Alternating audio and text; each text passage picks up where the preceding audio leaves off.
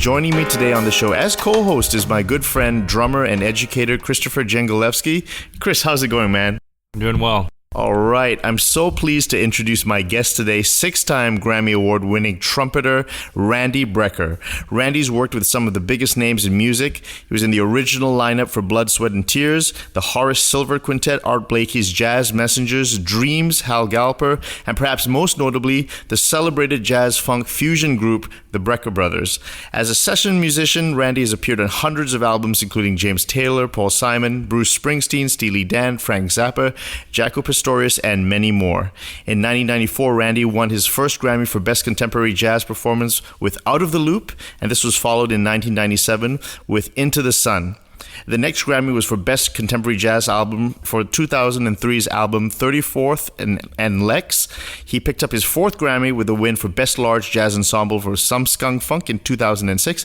His 5th for Best Contemporary Jazz Album in 2008, Randy in Brazil. In 2013, Randy's album Night in Calisia won the Grammy for Best Contemporary Jazz Album. Randy's also an 18-time Grammy nominee. As a solo recording artist, he's released over 20 albums. His latest album is 2019's Rocks with the NDR Big Band, featuring performances by David Sanborn, Ada Rovatti, and Frank Dell. Randy, it's really great to be able to talk to you today. Welcome to the show. Well, thank you. Thank you. It was a good introduction. Sounds like you're talking about somebody else.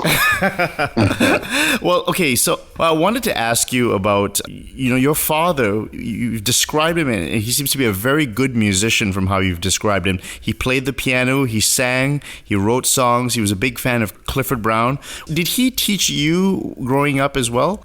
Well, he didn't teach me directly as far as anything out of books, but he helped my ear immensely. He was an ear player. He could just hear a tune and play it.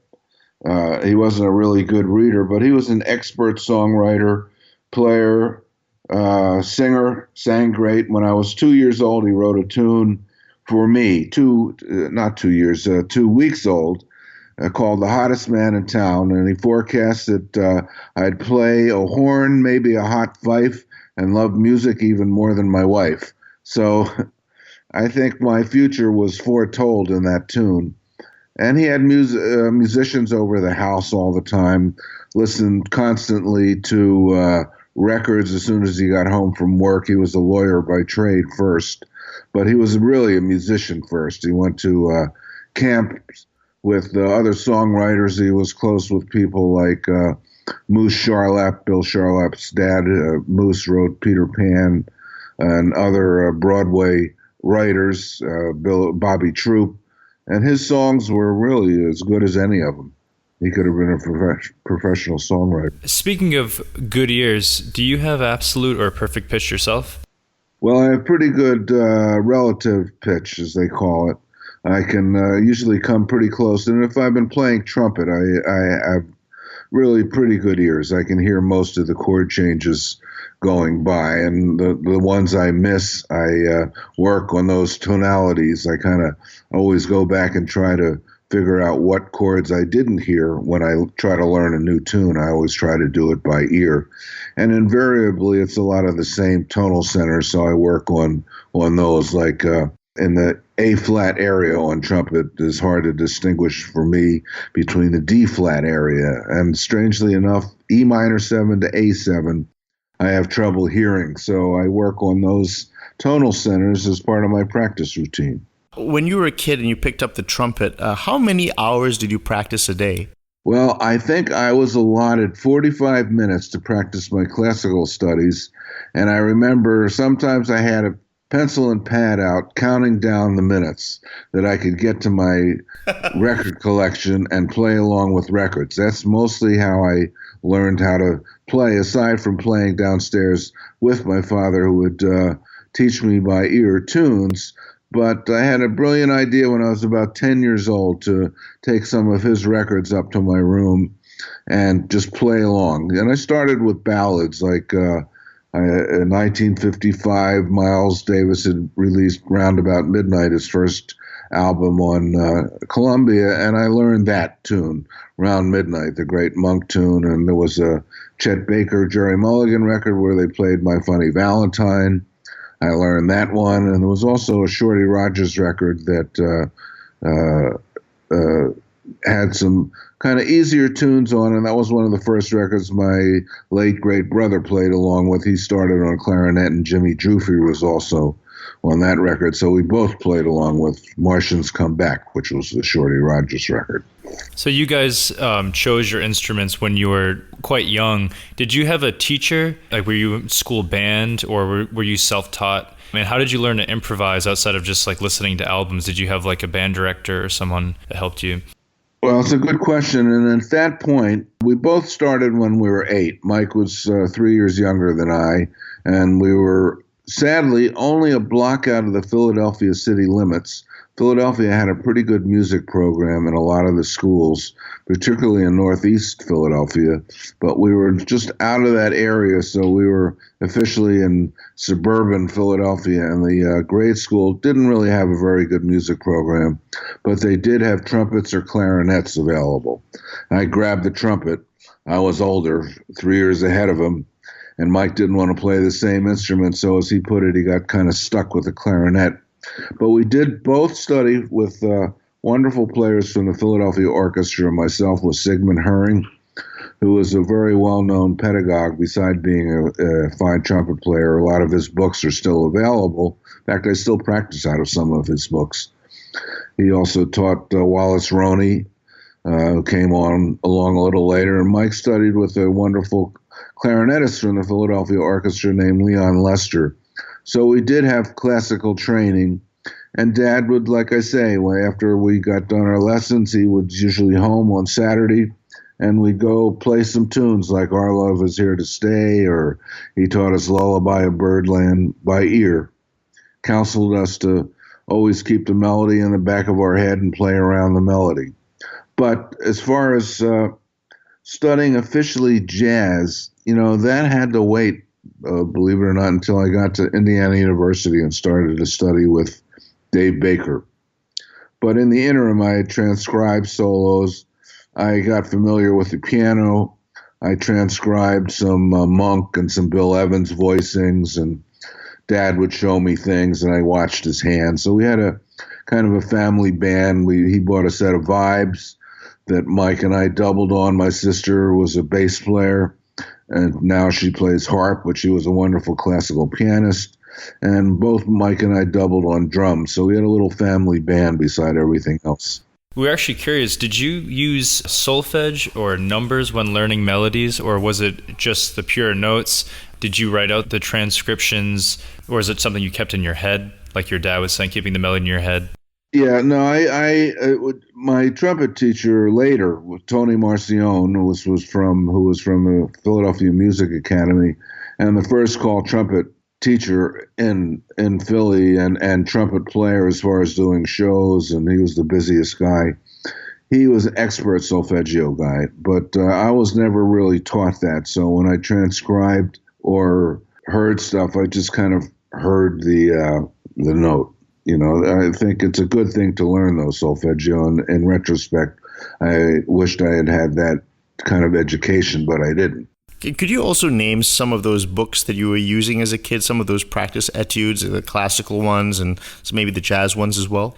Well, the main ones are intermediate exercises by Sigmund Herring, because he liked to play out of his books. But then I graduated. I mean, the Bible of the trumpet is the Arbenz book, if you ask any trumpet player. So that was the main book.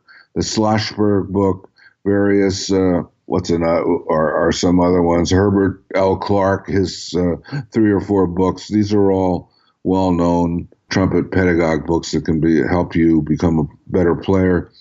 Top Tones for Trumpet by Walter Smith. I think those, in a nutshell, were the books mostly that I played out. It's a Charlie Etude book. But, it was funny when my teacher, Sigmund Herring, I was probably by then about 9 or 10, he was trying to help my jazz. He knew I had an interest in jazz. So he also brought a book home called Sketch Orcs by Bugs Bauer, the popular jazz tunes of the day, written out in dotted 8/16 notes generally. And Mr. Herring gave me a lecture about syncopation and with his Viennese accent. But by listening and playing along with records, I had kind of learned how to without really even thinking about it, by listening to good jazz players, I had kind of learned how to swing in that fashion and doodle tongue and articulate away from the classical tradition just by listening. So records were also really valuable as a tool. So you were around a lot of classical musicians in Philadelphia or Pennsylvania. Your father was obviously introducing you to a lot of great music. But did you ever watch any live jazz musicians while you were there before you went to Indiana? Because you said you really started getting into jazz more when you were in Indiana as far as like formal training. And But did you get to see any players while you were still like in high school? Oh, sure. I started seeing players when I was 5 or 6 years old because Dad would take me to clubs.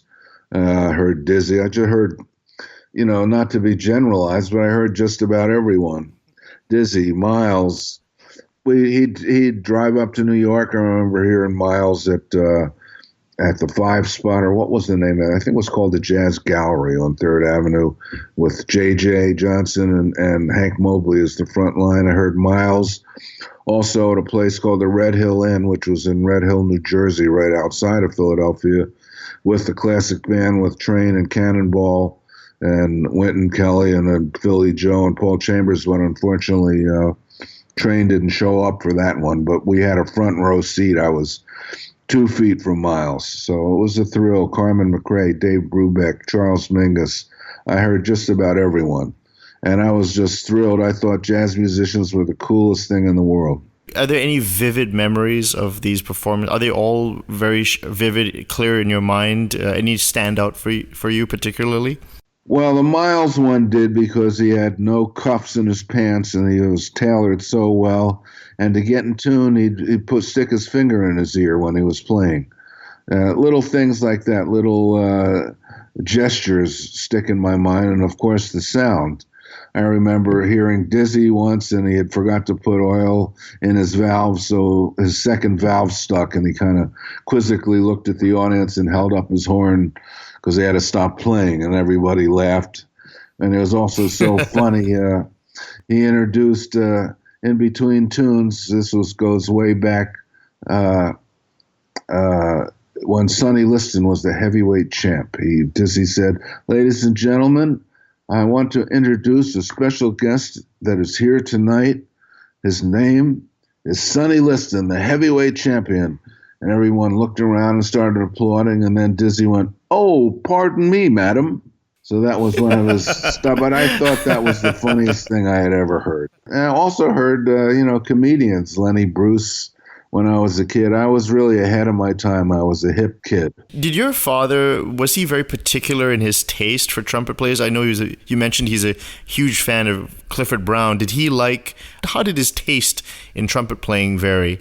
Well, he was a Clifford Brown fan because Clifford, being from Wilmington, his home base when he formed the group with Max Roach, sadly, those years right before he was sadly killed. And I remember the day that he passed away when Dad read about it at breakfast. That's how vivid a lot of this stuff is. It was just a terrible day. So Clifford was first, but he knew Dizzy somewhat. Whenever we would see Dizzy, he would wave at Dad. And his tastes were bebop, and he didn't like classical music. He said it all sounded the same. And for a while, I believed him. Now I know that was kind of a prejudicial comment. Right. He was strictly a bebopper. And smart guy, really, really well read, but he did have opinions about things. But he loved jazz. He loved Lee Morgan, was also a local guy from Philly who also took lessons from Tony Marcion, my trumpet teacher.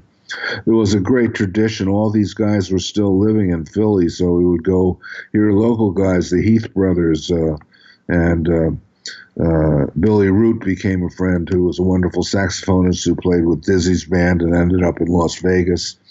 He started utilizing me when I was a little older in his octet. There was a guy named Clarence C. Sharp, who was a underground altoist, kind of cross between Bird and Ornette, who played on Lee's first records, and I started to play with him. Dad would actually, when I got a little older, would take me around and have me sit in with local musicians. He was a champion of us.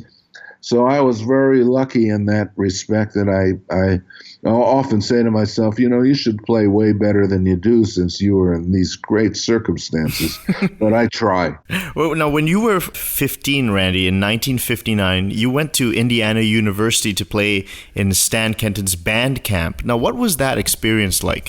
Well, that was just great. I read about the band camp in Downbeat magazine. He had that thing going for 3 or 4 years.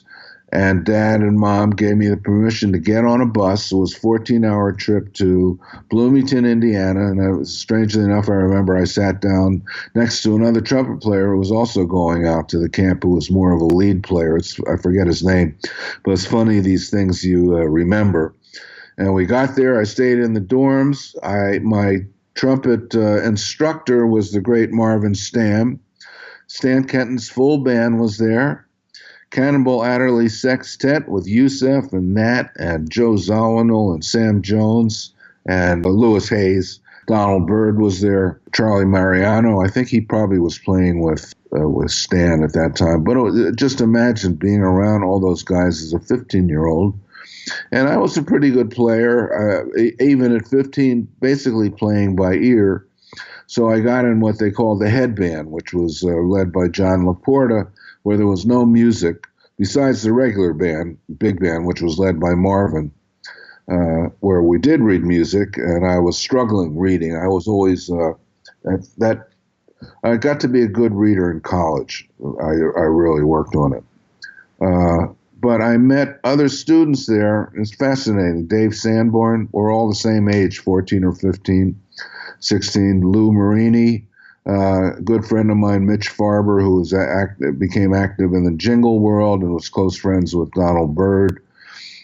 Keith Jarrett was there. It's funny, he's in the picture, but none of us knew it because he never talked to anybody. So that's where we met a lot of friends that I'm still close to. It was really a formidable, only there 2 weeks, I think. It was a 2-week program. I got to know Marvin really well, and just to hear these great trumpet players and the Stan Kenton big band every night they played, or Cannonball played, or you'd be in a room with these guys, it was just, you had to pinch yourself. Do you think being exposed to all these great musicians, not just listening to it, but playing with them and having your dad have you sit in and going to these camps, do you think it helped you gain confidence, or were you just too young to really know that fear of playing with like this level of a musician? How do you think that affected you, having that exposure at such a young age? Well, I think it only helped, and it did help, I guess, my confidence, although I don't know of any musician that is supremely confident. You always wonder if the next note's going to come out, especially being a trumpet player. That's sad but true. But I did get a notion that people were enjoying what I did. I got placed in a band. We had also a small group with Sanborn. And even back then, we kind of had similar conception.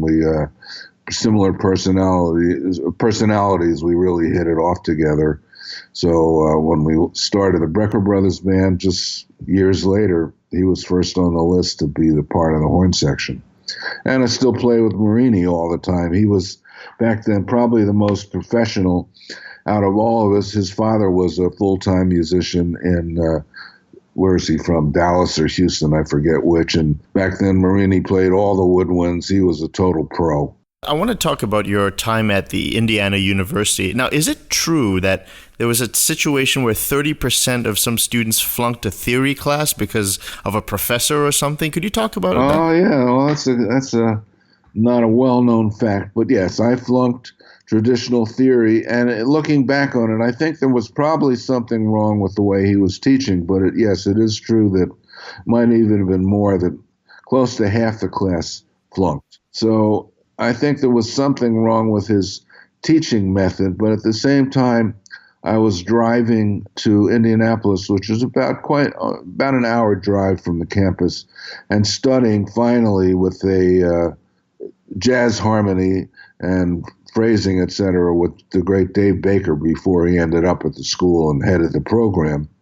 And I played in his band, and he helped me immensely with my reading. And I was playing a lot of pretty complicated stuff by ear, halftone, whole tone, diminished scales, altered scales, but I didn't know how to codify what I was playing. So he would say, no, what you're playing is this, and he'd write it down and started teaching me. He was a fan and, of course, a band member of the great George Russell, and taught modal harmony, all coming out of George Russell's teaching. So he taught me about modes. We studied monk tunes.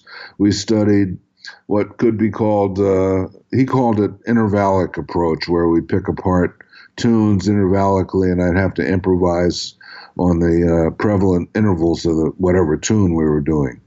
So he was invaluable in helping me. Can I ask you this question, Randy, about theory? Since you were pretty self-taught and you kind of organically came to music, what's your opinion of music theory in general? Can you give your take on how someone should look at theory? Well, I think you have to learn it and get near a piano. So I had to fill in a lot of holes, and I'm still filling in the holes on my own by still playing the piano, and I go through various jazz theory books to this day.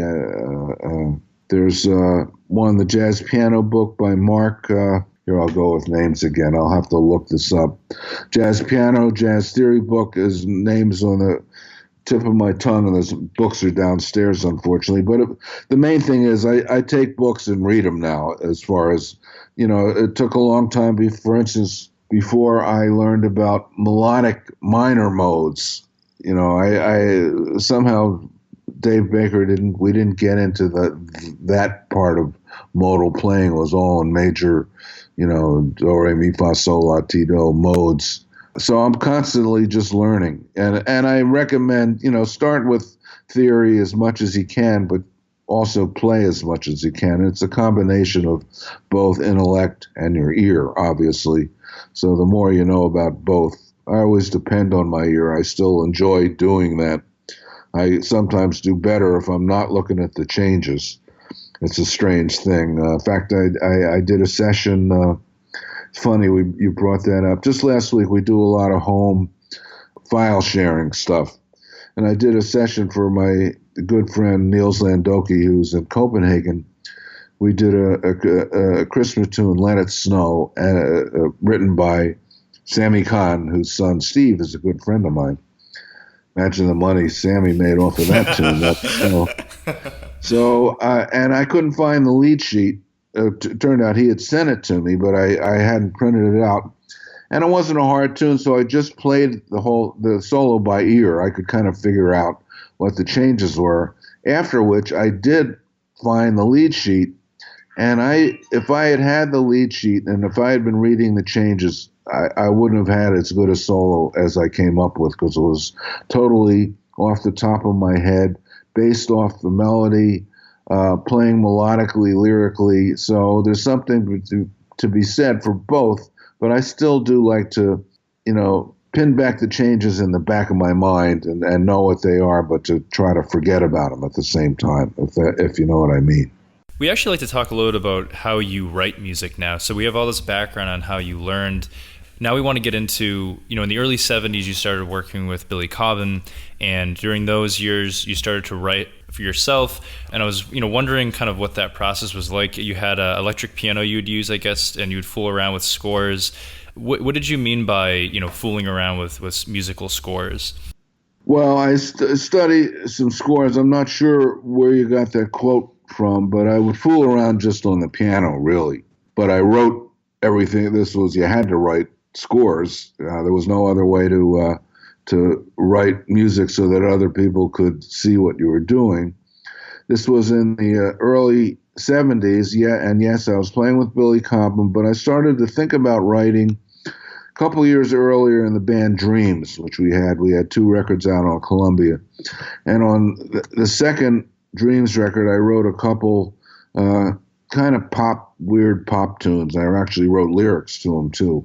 But I didn't really seriously think about doing a whole project until during the Billy Cobham years, and Sanborn had moved to town. Of course, I've been playing with my brother for years with Billy and with Dreams, and other friends had come to town, and one who I forgot to mention earlier was Don Grolnick, who I also met at the band camp. We became friendly with him. I had called up a young bass player from Miami to audition for Dreams. His name was Will Lee. He got the gig in 2 seconds and never went back to Miami, and we're still playing together all these years later. And Chris Parker on drums, great drummer, Harvey Mason. I had formulated a band that I wanted to write for. Steve Kahn on guitar, but strangely enough, Sammy Kahn's son, who I just mentioned. A lot of the guys lived in the same kind of loft apartment building. We'd have rehearsals, and I assiduously sat at the piano for hours a day. I was doing a lot of session work as a trumpet player, so I couldn't come home and practice. I wanted to save my chops for the sessions. But it was really like a hobby. I'd sit at the piano. On top of the piano, I had a clavinet. I had played with Stevie Wonder for about 9 months in 1973, too. Not many people know about that. So he was an invaluable source for inspiration and love of the clavinet. I went on the road with him. Sanborn was in the horn section. Could you talk a little bit more about that? I mean, I wasn't aware of that either. Just that experience, those 9 months you spent with Stevie Wonder. Yeah, well, I was close to the guys in the band, particularly Sanborn, and their trumpet player, unfortunately, Steve Medeo, sadly passed away a couple months ago.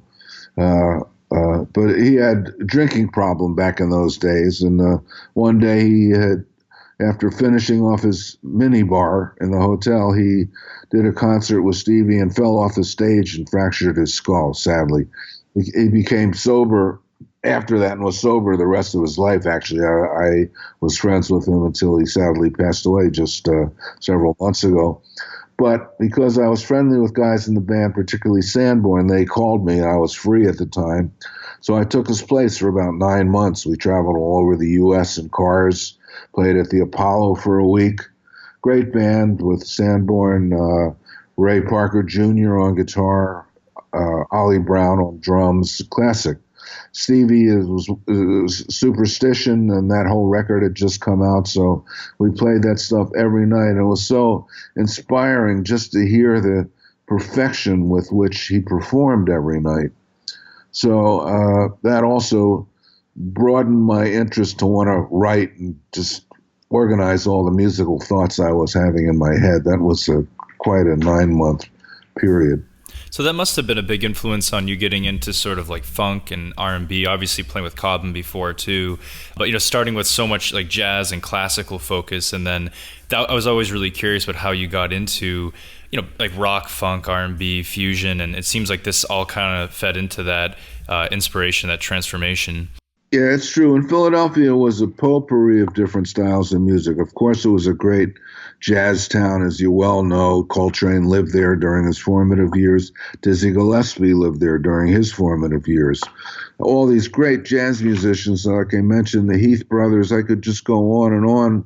When I was growing up, all these local guys were around. It was the birthplace of Jimmy Smith and B3 organ trios. All that came out of Philadelphia. It was a great blues town, R&B, soul town, with the advent of a lot of recording was going on. Philly, I was too young to do it, but a lot of the jazz musicians, and this is the thing that I want to impart, kind of knew how to get further than just being a jazz musician. So a lot of the jazz musicians that I knew were part of the recording that was going on, and the recording all had to do with pop music or soul music or R&B, Chubby Checker and the Twist, all that stuff.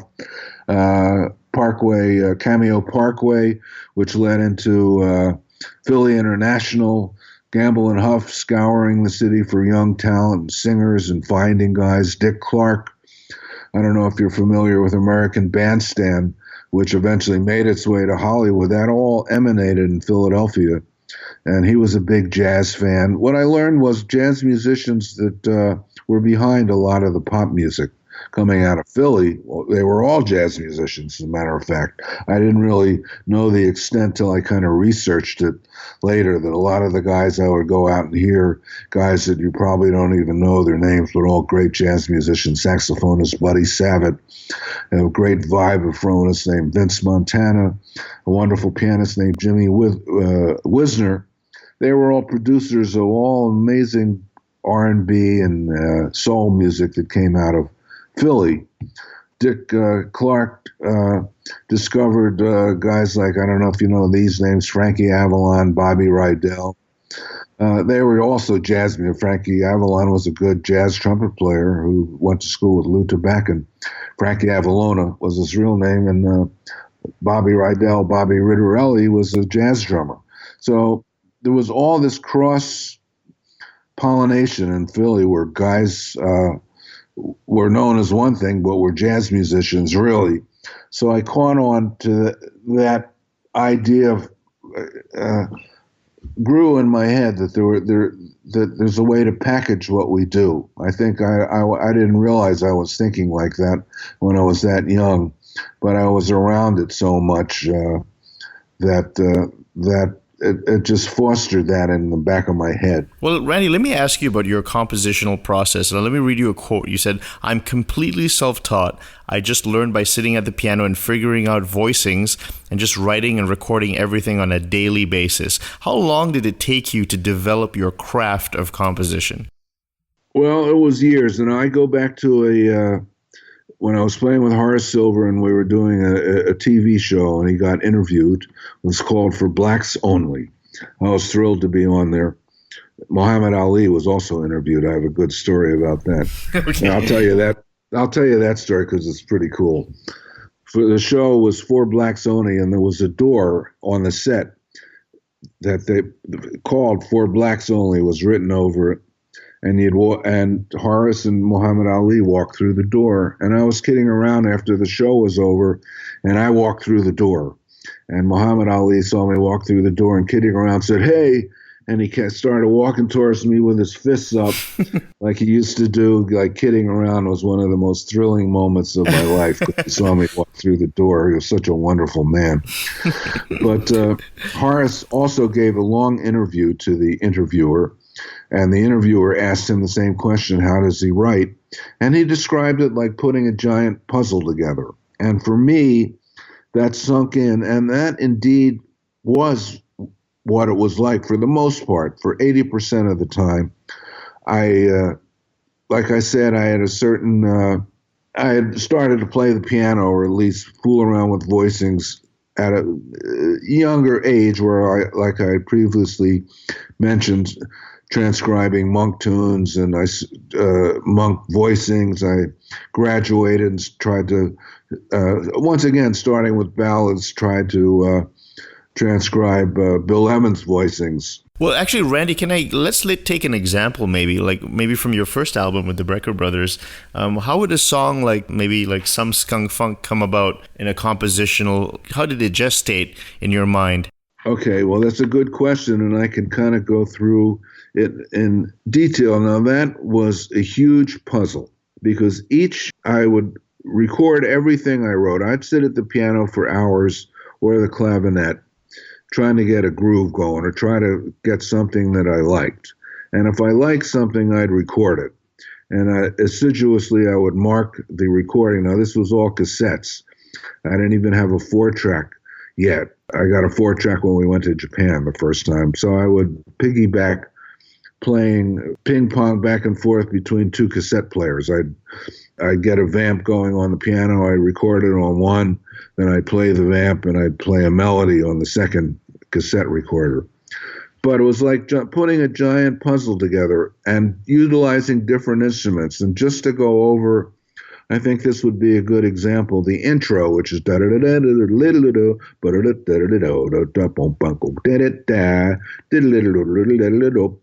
okay, probably you know that because it's became a well-known tune.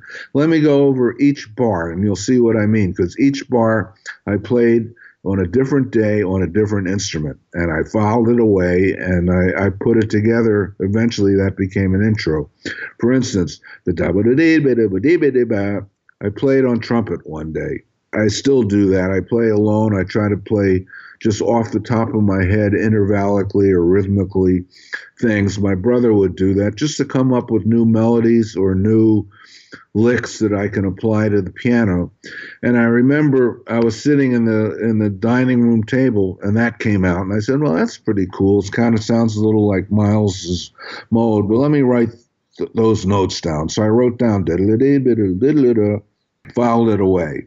The bub-a-dip, those were two different instruments. The triplety was a clavinet part. Stevie. My years with Stevie, I could watch him play clarinet, and I loved that instrument. And I would always be playing triplet. Also, Billy Preston. I had seen him live a couple times, and he was around playing a lot. So that was played on clarinet. Clarinet, of course, it was longer, but the idea of bub-a-dip. So I filed that away. The kind of deep, sharp 9 chords. That was another day on my suitcase Rhodes. So those first 3 bars were 3 different instruments on 3 separate days. And I kind of pieced them together. And I forget the order how I put this together. What come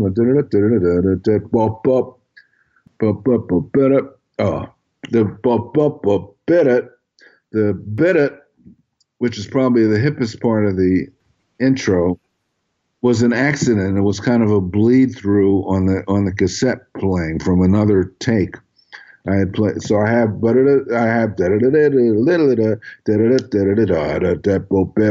which was a keyboard.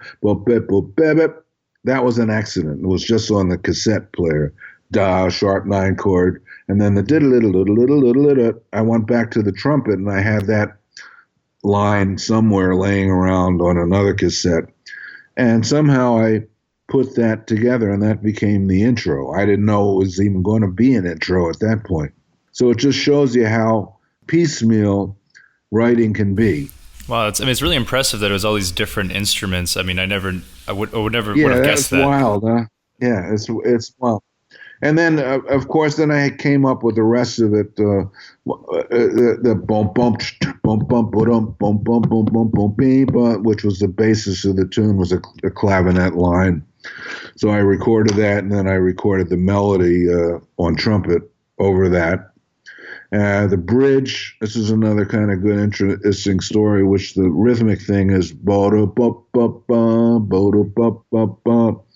Don Grolnick, who lived around the corner, would come over and play my piano quite a bit, and he was learning how to play like Richard T. at that point, because Richard T. was such a great keyboard artist. We were big fans. We'd go hear him whenever we could.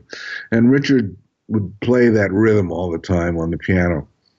And Grolnick would come over and play different chords.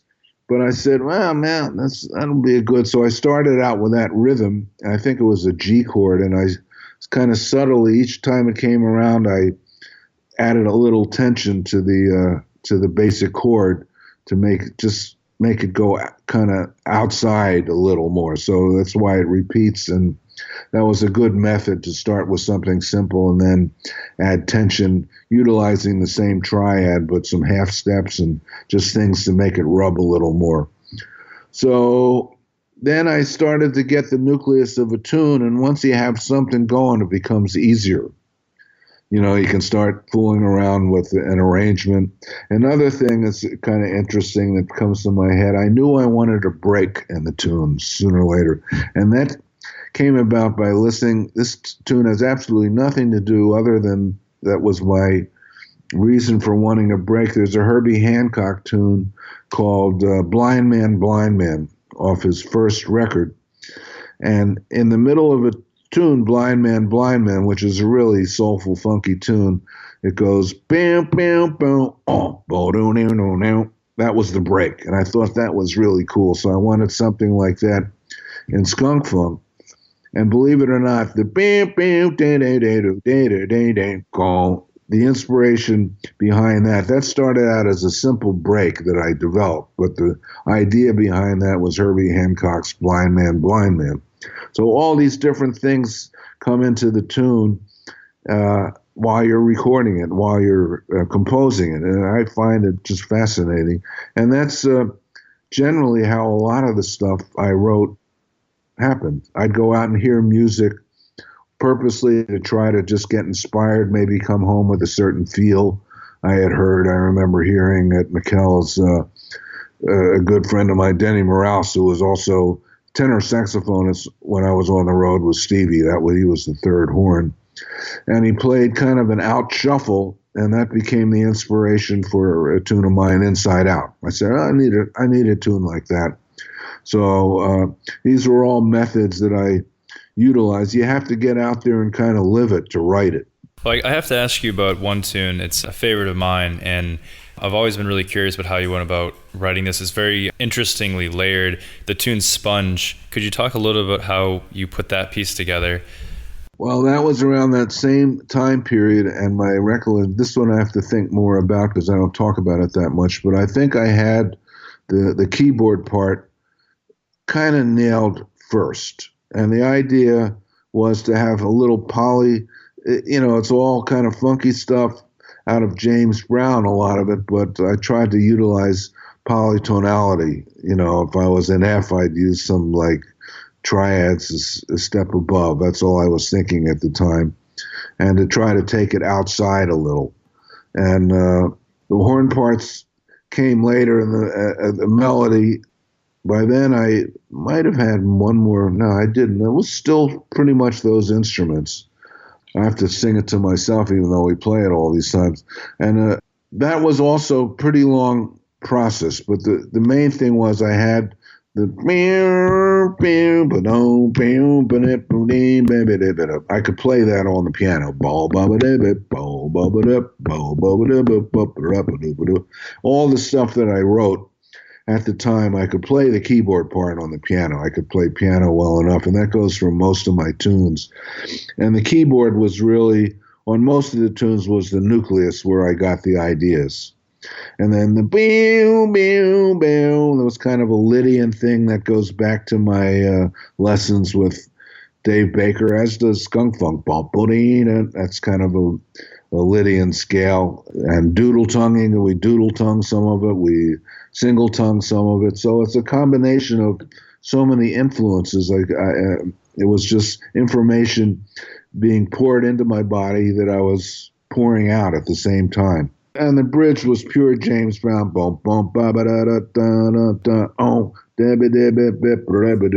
it's interesting that you chose how did you come up with the groove for that part? Like you're saying it's James Brown, but there's sort of like this, boom, da da da da da. It almost kind of like feels like the beat turns around. It's really interesting. Well, it's the way we played it, and then we started fooling around with it when we played it live, Mike and I, and we lay back way on the beat, so we played it boom boom da da da da da da da da da da da da da da da. So the guys, I utilized a lot of other guys' input. In fact, I can't take credit for. No, I think that was me. I wrote that, but the boom boom boom boom boom boom. Boom, boom. That, I think we jammed that part up. I don't think that was in the original charts. Too long ago to remember. Most of the tune I had written myself, but the band helped with the arrangement. Will and Grolnick. Now, just switching gears a little bit, you're at the forefront of contemporary jazz. Where do you see jazz moving to now, musically, rhythmically, harmonically, melodically? Well, that ain't an easy question to answer there, boys. I usually coin the term, and it's someone else's. It came from Jack DeJohnette, multi-directional. It's a good way to get out of a specific answer.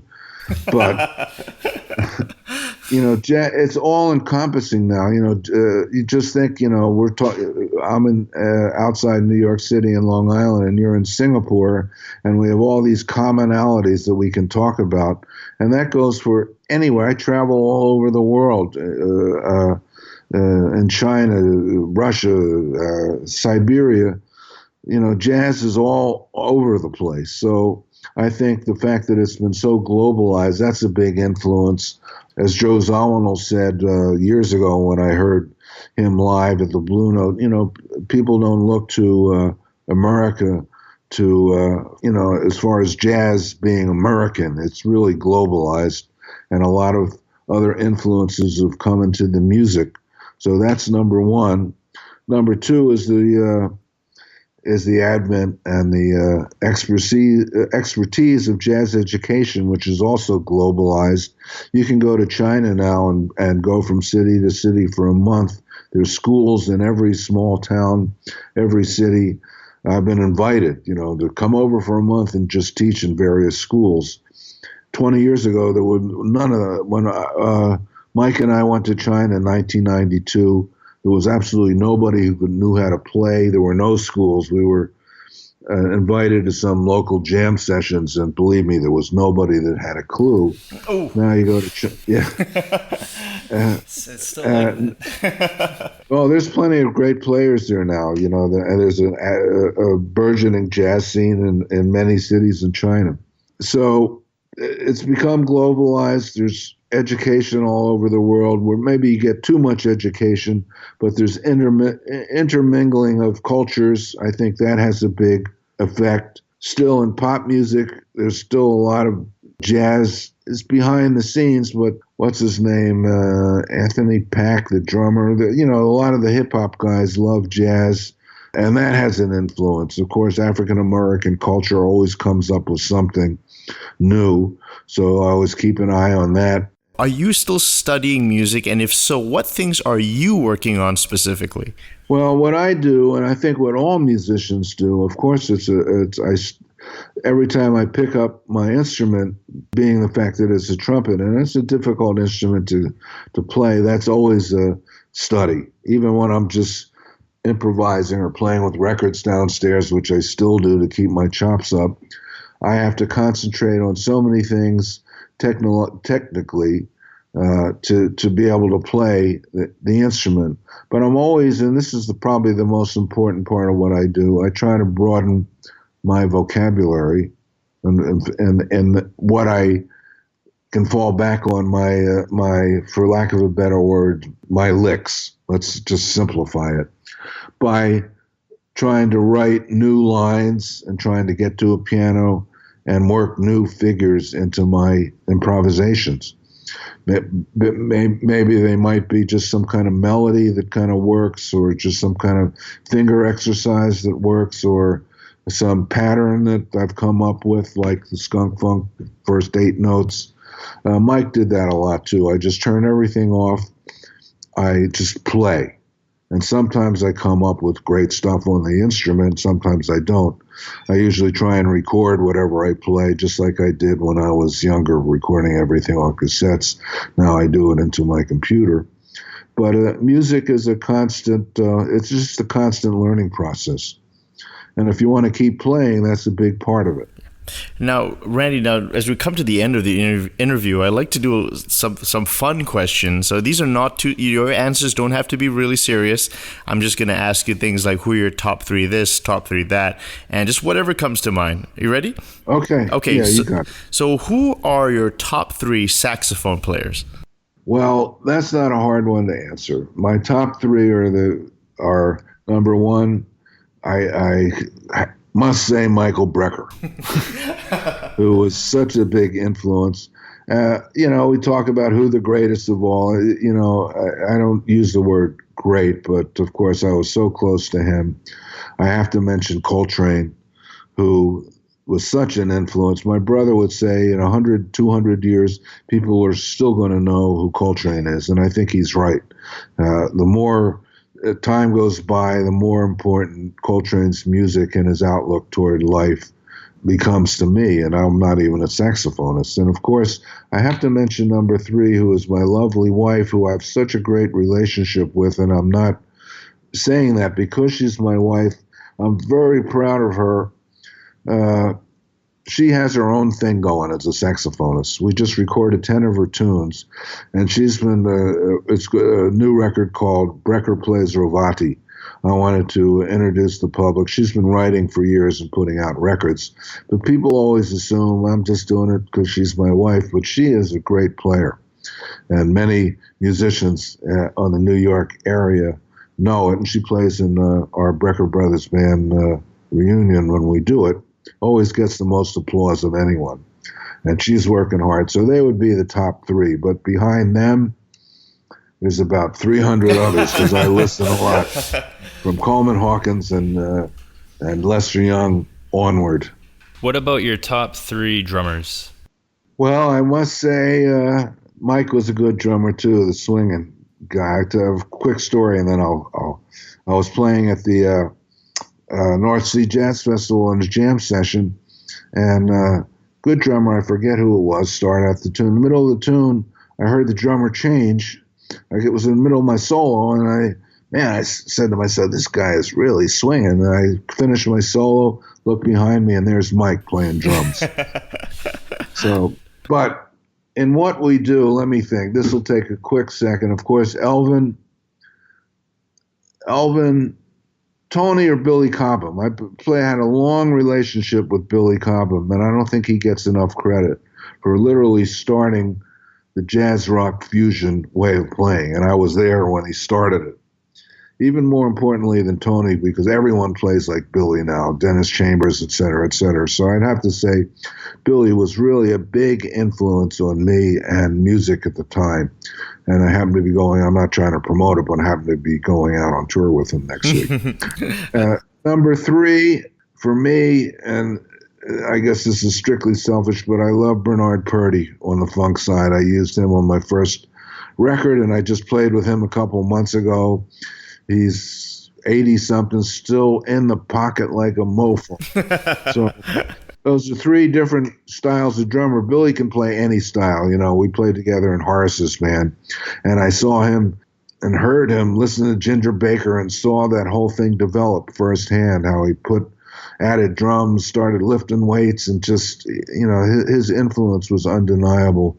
And everybody loves Elvin as a drummer first. Boy, that's so airy and in the pocket. Now, how about top three keyboard or piano players? Well, okay, we'll leave my father out of it, but let me think. Well, we can't not mention Bill Evans, who was such a big influence on piano, Chick Corea and Herbie Hancock. Those are my maybe top three that I still listen to and were such great inspirations. And, you know, piano goes way back to the beginning, and I love older styles too. And Monk, I can't leave Monk out. I say was such a big influence, just the essence. And I think if you ask both Herbie and especially Chick who their inspiration was, they would say Monk.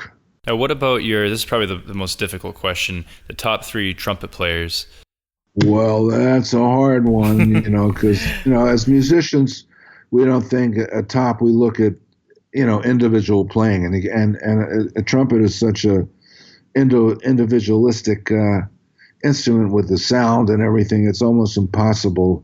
But I suppose the guy with the most influence that knew how to kind of always forge ahead was, of course, Miles. Not that he changed his style that much, but he changed his surroundings. He was able to do that and put great bands together. But you can't forget about Dizzy, who early records just was, you know, he just started bebop. He was so intelligent, and he had so much in the way of technique. He had just everything. He was a great entertainer. He was an undeniable influence. Without him, none of us would be here. Number three, let's see, a personal thing. I love Kenny Dorham. The way he slots his notes, the way he gets to the meat of the changes. So I still listen a lot to him.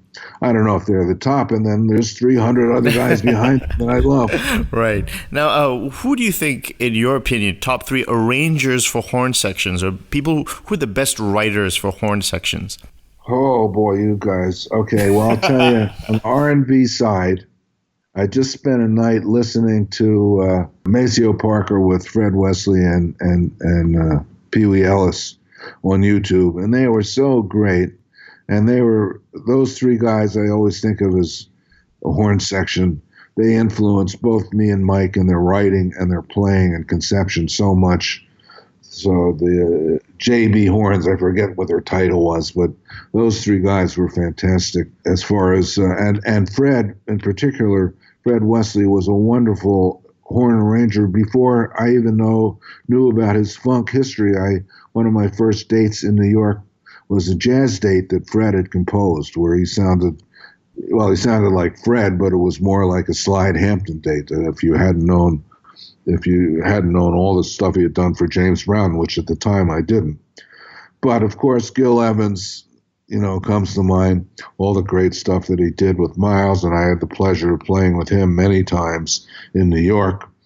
So I'd have to put him up there. And another favorite of mine, as far as horn section writing, and this is section stuff, but he was just great, was the great Bernie Worrell, who wrote for George Clinton, Parliament Funkadelic. He was a really trained musician, knew everything about counterpoint, voicings, placing horns as a part of the rhythm section. One of my favorite tunes is Handcuffs, which he arranged and I luckily played on with Maceo and Fred. So those guys were just great. And of course, Duke Ellington and all the great big bands, what can you say, Neil Hefti, Ernie Wilkins. Once again, there's 300 guys. I'm just talking off the top of my head. Here's a fun question. If you could have performed with anyone in history that you hadn't performed with, who would it be? It would be Sonny Rollins, because I met him several times, would go hear him multitude of times, but I always thought I would have a great affinity with him because he plays so compositionally and he plays off the top of his head. Of course, he knows the changes, but he likes to just take chances and go wild. One of my favorite records is Sonny Meets Hawk, and I would have loved to have had a good shot at playing with Sonny, and I never got that chance. Played with Bob Crenshaw a million times as bass player, but never Sonny. That actually ties to, I have a double question, and you kind of, I guess, I don't know if that answered it, but what is your biggest regret in music, and what is your proudest musical moment? Well, let me see. I don't know if I have any regrets. At the time, I had a regret that this is not going to be probably a popular answer or whatever, but I did have regret that I left Blood, Sweat, and Tears when I did at the moment, because I left to join Horace Silver, which was a thrill, but I left with them saying, please don't leave. We're cutting everyone in equally. Everybody's going to make the same money. We have a new singer, David Clayton Thomas, and you're not going to be a sideman like you were, because I was played salary. I played on the first Blood, Sweat, and Tears record. And I said, no, look, I think I really need to play. I'm going to go off with Horace. He's paying $250 a week, and you guys are only paying me $100, whether we worked or not, though. Anyway, they went in the studio and they recorded their second album. I got my friend Lou Soloff to replace me begrudgingly. He didn't really want to do it. I said, just try it out for a couple of weeks because I'm in a spot. And they recorded things like And When I Die and Spinning Wheel, and their record sold 11 million copies, was number one. Their salaries went up to $5,000 a week. Horace, out of my $250, took taxes out, that left $147.50. And I had to pay my hotel. He left that out of the. So sorry, but that at the time might have been my biggest regret. But it's funny how things work out. It worked out great in the end. All right, so we have our final question. Your proudest musical moment as well.